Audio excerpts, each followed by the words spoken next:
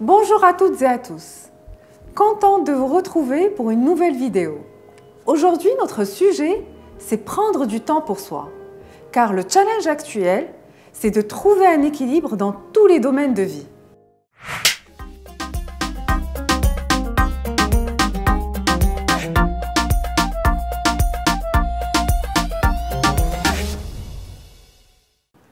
Prendre du temps pour soi.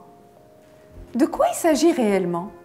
Ce temps dont tout le monde semble manquer cruellement. Je n'ai pas eu le temps de t'appeler. Promis, je t'appellerai demain. J'ai mal au dos, mais je ne trouve pas le temps de partir voir un médecin. J'ai envie de partir en week-end, mais je ne trouve pas le temps de l'organiser. Je suis épuisée, j'ai besoin de souffler, mais je ne sais pas comment faire. Est-ce que ces questions ou ces affirmations vous sont familières? Vivre à une allure plus tenable, dans cette course quotidienne, nous y aspirons tous, sans parfois trop y croire. On a l'impression de courir un marathon. Chacun essaye de trouver son propre rythme.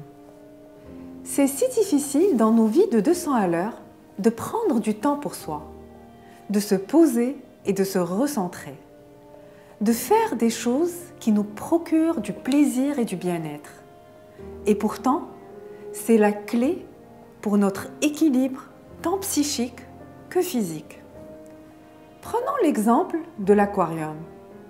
Il est important de changer l'eau de l'aquarium de temps à autre afin de le débarrasser des déchets produits par les poissons eux-mêmes.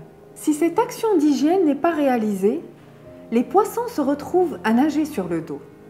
Ils s'intoxiquent dans leur propre environnement. Il existe des filtres, me direz-vous, mais ils sont limités dans le temps. Et de toute façon, il faudra changer les filtres quand ils arriveront à saturation.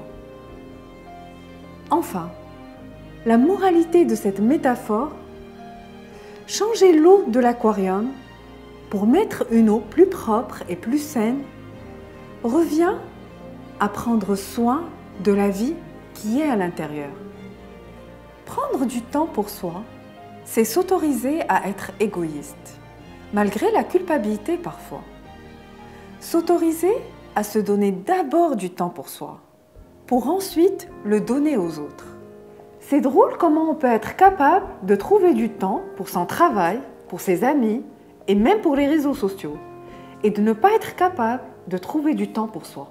Souvent, lors de mes coachings, une phrase revient souvent. J'ai du mal à prendre du temps pour moi. Ou la personne croit prendre du temps pour elle.